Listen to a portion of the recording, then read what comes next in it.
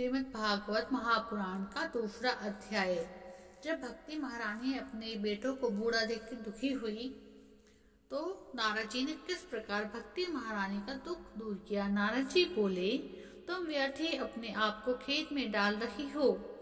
तुम इतनी चिंता आतुर क्यों हो रही हो? भगवान श्री कृष्ण के चरण कमलों का चिंतन करो, उनकी कृपा से ही तुम्हारा सारा दुख दूर हो जाएगा। जिन्होंने कौरवों के अत्याचार से द्रौपदी की रक्षा की थी और गोप सुंदरियों को फनास किया था, वे ही श्री कृष्ण कहीं चले थोड़ी गए हैं। तुम तो भक्ति हो और सदा उनके प्राणों से भी प्यारी हो। तुम्हारे बुलाने पर भगवान कृष्ण नीचों के घर में भी चले जाते हैं। सत्य, त्रेता और द्वापर, इन तीनों युगों में ज्ञान वैराग्य मुक्ति के साधन थे, किंतु कलयुग में तो केवल भक्ति ही मोक्ष प्राप्त करने वाली है। यह सोचकर ही परमानंद चिंतपूर्णी ज्ञान स्वरूप श्री हरि ने अपने सत्य स्वरूप से तुम्हें रचा है। तुम साक्षात भगवान श्री कृष्ण चंद्र जी की प्रिय और परम सुंदरी हो। एक बार जब तुमने हाथ जोड़कर पूछा कि मैं क्या करूं, तब भगवान ने तुम्हें यही आज्ञा दी थी कि मेरे भक्तों का पोषण करो। तुमने भगवान की यह आज्ञा स्वीकार कर ली थी। इससे तुम पर श्री हरि बहुत प्रसन्न हुए और तुम्हारी सेवा करने के लिए मुक्ति को तुम्हें दासी के रूप में दे दिया। मतलब जो भगवान श्री कृष्ण की भक्ति करेगा, मुक्ति उसकी दासी हो जाएगी, अतः मुक्ति उसे स्वतः ही प्राप्त हो जाएगी। भक्ति करने वाले में मुक्ति दासत्व भाव रखती है। तुम अपने साक्षात स्वरूप से वैकुंठ धाम में ही भक्तों का पोषण करती हो। भूलोक में तो तुमने उनकी पुष्टि के लिए केवल छाया रूप धारण कर रखा है। साक्षात भक्ति महारानी का वास है वैकुंठ धाम में, और यहाँ पे जो भक्ति महारानी है, यहाँ भक्ति महारानी की छाया ही काफी है पोषण करने के लिए भक्तों का। नारद जी भक्ति महारानी को समझाते हैं कि कलयुग में तुम्हारी दासी मुक्ति पाखंड रूप रोग से पीड़ित होकर क्षीण होने लगी है, इसलिए वह तो तुरंत ही तुम्हारी आज्ञा से वैकुंठ लोक को चली गई। इस लोक में भी तुम्हारे स्मरण करते ही वह आती है, फिर चली जाती है। नारद जी भक्ति महारानी से कहते, कली के समान कोई युग नहीं, मतलब कलयुग के समान कोई युग नहीं। इस युग में मैं तुम्हें घर घर में प्रत्येक मनुष्य के हृदय में स्थापित कर दूंगा। इस कलयुग में जो जीव तुमसे युक्त होंगे वे पापी होने पर भी बेखटकी भगवान श्री कृष्ण के अभय धाम को प्राप्त होंगे। जिसके हृदय में निरंतर प्रेम रूपी भक्ति निवास करती है, वह शुद्धांतकरण स्वरूप सपन में भी यमराज को नहीं देखता। जिसके हृदय में भक्ति महारानी का निवास होता है, उन्हें भूत प्रेत राक्षस दैत्य आदि स्पर्श करने में भी समर्थ नहीं हो सकते। भगवान तप, वेदाध्ययन, ज्ञान और कर्म आदि किसी भी साधन से वश में नहीं किए जा सकते, वे केवल भक्ति के ही वशीभूत होती हैं। इसमें श्री गोपीजन मुख्य हैं, जिनके हृदय में ऐसी भक्ति है जिन्हें भगवान श्री कृष्ण प्रणाम करते हैं। मनुष्यों का सहस्त्रों जन्म के पुण्य प्रताप से भक्ति में अनुराग होता है। कलयुग में केवल भक्ति और केवल भक्ति ही सार है। भक्ति से तो साक्षात श्री कृष्ण सामने उपस्थित हो जाते हैं। जो लोग भक्ति से द्रोह करती हैं वे तीनों लोकों में दुख ही दुख पाती हैं। पूर्व काल में भक्त का तिरस्कार करने वाले दुर्वासा ऋषि को बड़ा कष्ट उठाना पड़ा था। बस तीर्थ, योग, यज्ञ, ज्ञान चर्चा आदि बहुत से साधनों की कोई आवश्यकता नहीं है, केवल भक्ति ही मुक्ति देने वाली है। भक्ति महारानी नारद जी की बातें सुनकर नारद जी से कहती है, नारद जी आप धन्य हैं, आपकी मुझ में निश्चल प्रीति है। मैं सदा आपके हृदय में रहूंगी, कभी भी आपको छोड़कर नहीं जाऊंगी। आप बड़े ही कृपालु साधु हैं। आपने क्षण भर में ही मेरे सारे दुख को दूर कर दिया, किंतु अभी मेरे पुत्रों में चेतना नहीं आई है। आप इन्हें शीघ्र ही सचेत कर दीजिए अर्थात जगा दीजिए। भक्ति की ये बात सुनकर नारद जी को बड़ी करुणा आई और वे अपने हाथों से ज्ञान वैराग्य को हिलाने डुलाने लगे। फिर उनके कान के पास मुख लगाकर जोर से कहा, ओ ज्ञान जल्दी जाग जाओ, ओ वैराग्य जल्दी जाग जाओ। फिर उन्होंने वेद ध्वनि, वेदांत घोष और बार बार गीता पाठ करके उन्हें जगाया, जिससे वे जैसे तैसे बहुत जोर लगाकर उठे, किंतु आलस्य के कारण दोनों भाई जम्भाई लेते रहे, नेत्र उखाड़कर भी नहीं देख सके। उनके बाल बगुलों की तरह सफेद हो गए, उनके अंग प्राय सूखे काठ के समान निस्तेज और कठोर हो गए। इस प्रकार भूखे प्यास के मारे अत्यंत दुर्बल होने के कारण फिर सोते देख नारद जी को बड़ी चिंता हुई तो सोचने लगे, अब मुझे क्या करना चाहिए। इनकी यह नींद इससे भी बढ़कर इनकी वृद्धावस्था कैसे दूर हो। सनकादिक ने नारद जी से कहा, श्रीमद् भागवत की कथा वेद और उपनिषदों के सार से बनी है, इसलिए ज्ञान और वैराग्य को फल रूपी श्रीमद् भागवत पुराण की कथा सुनाई जाए। जिस प्रकार रस वृक्ष की जड़ लेकर शाखा प्रयत्न रहता है, किंतु इस स्थिति में उनका आस्वादन नहीं किया जा सकता, वही जब अलग होकर फल के रूप में आ जाती है, तब संसार में सभी को प्रिय लगने लगती है। जिस प्रकार दूध में घी रहता है, किंतु उस समय उसका स्वाद अलग नहीं मिलता, वहीं जब उससे अलग हो जाता है, तब देवताओं के लिए भी स्वादवर्धक हो जाता है। ऐसे ही ये भागवत की कथा है। यह भागवत पुराण वेदों के समान है। श्री व्यास जी ने इसे भक्ति, ज्ञान और वैराग्य की स्थापना के लिए प्रकाशित किया है। पूर्व काल में जिस समय वेद वेदांत के परागामी गीता जी की रचना करने वाले भगवान व्यासदेव खिन्न होकर आज्ञा समुद्र में गोते खा रहे थे, उस समय आपने ही उन्हें 4 श्लोकों में इसका उपदेश किया था। उसे सुनते ही उसकी सारी चिंता दूर हो गई थी। फिर इसमें आपको आश्चर्य क्यों हो रहा है? जो आप हमसे प्रश्न कर रहे हैं, आपको उन्हें शोक और दुख का विनाश करने वाले श्रीमद् भागवत पुराण को सुनना चाहिए। आपका दर्शन जीवों के संपूर्ण पापों को तत्काल नष्ट कर देता है। जो संसार दुख रूप दावानल में तपे हुए हैं, उन पर शीघ्र ही शांति की वर्षा करता है। आप निरंतर शेष जी के सहस्त्र मुख से गाए हुए भगवत कथामृत का पान करते हैं। मैं प्रेम लक्ष्य भक्ति का प्रकाश करने के उद्देश्य से आपकी शरण में आया हूँ। जब अनेकों जन्मों में संचित पुण्य पुंज का उदय होने से मनुष्यों को सत्संग मिलता है, तब वह उसके आत्मज्ञान जनित मोह और मद का अंधकार नाश करके विवेक उदय होता है।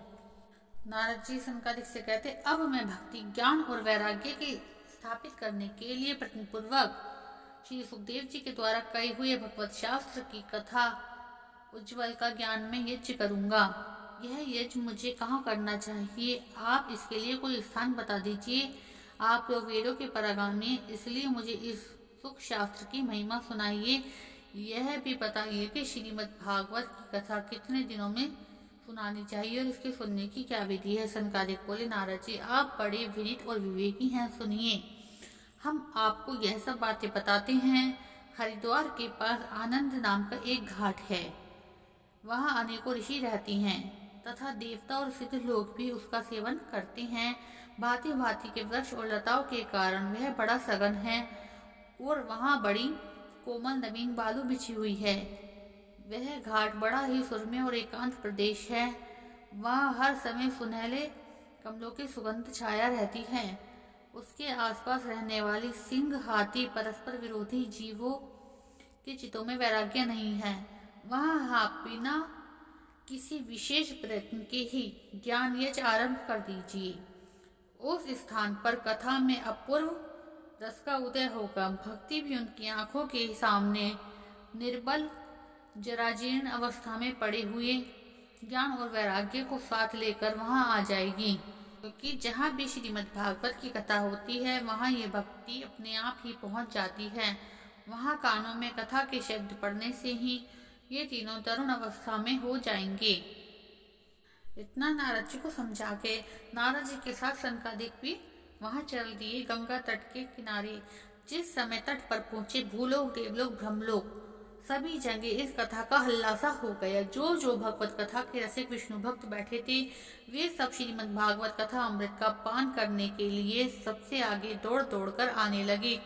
भृगु, वशिष्ठ, गौतम, मेधातिथि देवता, परशुराम, विश्वामित्र, शाकल, मांडके आदि सभी लोग, स्त्रियां, पुरुष, शिष्य प्रेम से वहां आए। इनके सिवा वेद, वेदांत, तंत्र, मंत्र, सहस्त्र पुराण और 6 शास्त्र भी मूर्तिमान होकर वहां उपस्थित हुए। गंगा आदि नदियां, पुष्कर आदि सरोवर, कुरुक्षेत्र आदि समस्त क्षेत्र, सारी दिशाएं, देवता, पर्वत, गंधर्व, हिमाचल सब लोग कथा सुनने चले आए। जो लोग अपने गौरव के कारण नहीं आए, महर्षि भृगु उन्हें समझाकर बुझाकर ले आए। तब कथा सुनाने के लिए दीक्षित होकर श्री कृष्ण परायण सनकादिक नारद जी के दिए हुए श्रेष्ठ आसन पर विराजमान हुए। उस समय सभी श्रोताओं ने उनकी वंदना की।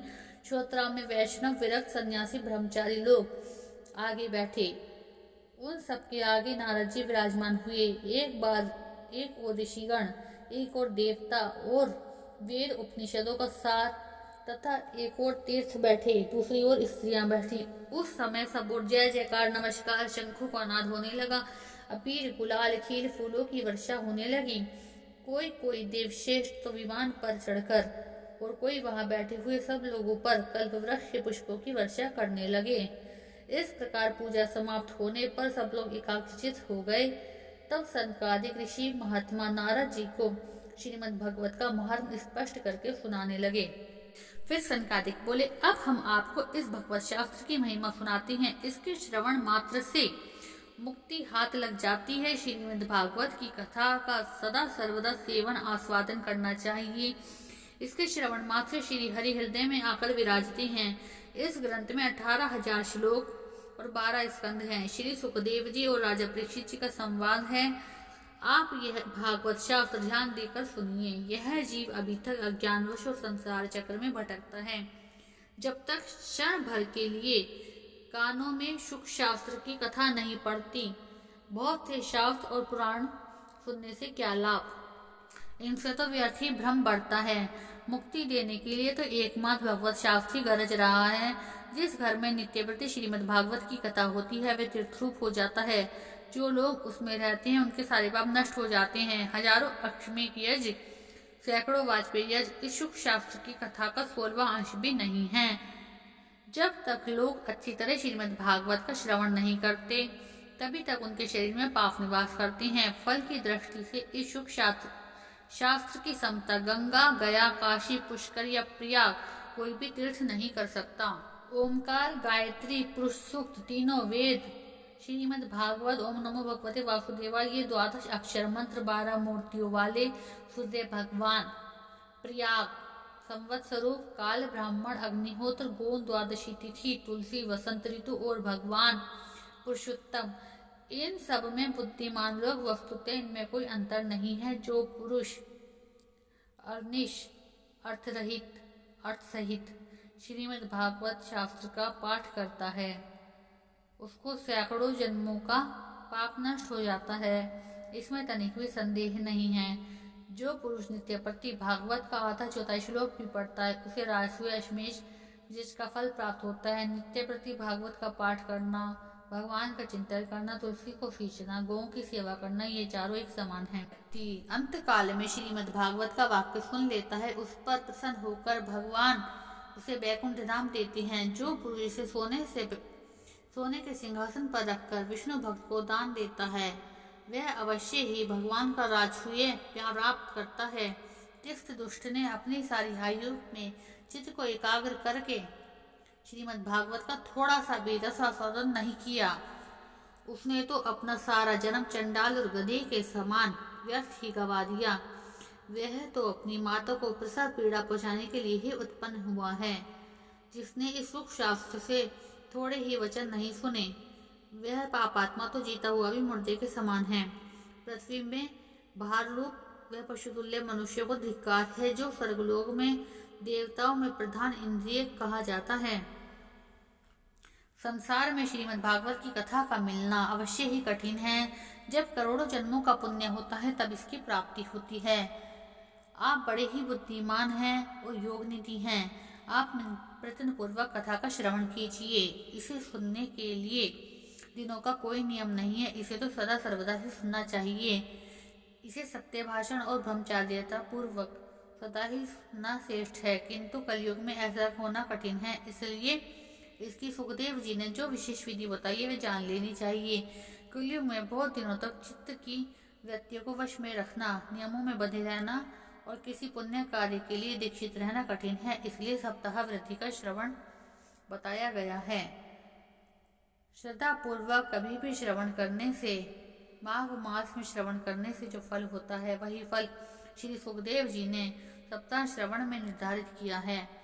मन में असंयम, रोगों में बहुलता और आयु की अल्पता के कारण कलयुग में अनेकों दोषों की संभावना से ही सप्ताह श्रवण का विधान किया गया है। जो फल तप, योग और समाधि से प्राप्त नहीं हो सकता वह सर्वांग रूप में सप्ताह श्रवण में सहज ही मिल जाता है। सप्ताह श्रवण यज्ञ से बढ़कर, व्रत से बढ़कर, तप से भी कहीं बढ़कर है। तीर्थ सेवन से तो सदा ही बड़ा है, योग से बढ़कर है, यहाँ तक कि ध्यान और ज्ञान से भी बढ़कर है। इसी विशेषता का वर्णन कहाँ तक करें, यह तो सभी से बढ़ चढ़कर है। ऐसे सनकादिक ने नारद जी को ज्ञान वैराग्य को फिर से नवीन करने का उपाय बताया, जो कि धीरे धीरे नवीन अवस्था में पहुंच गए। श्रीमद् भगवत महापुराण का दूसरा अध्याय संपूर्ण।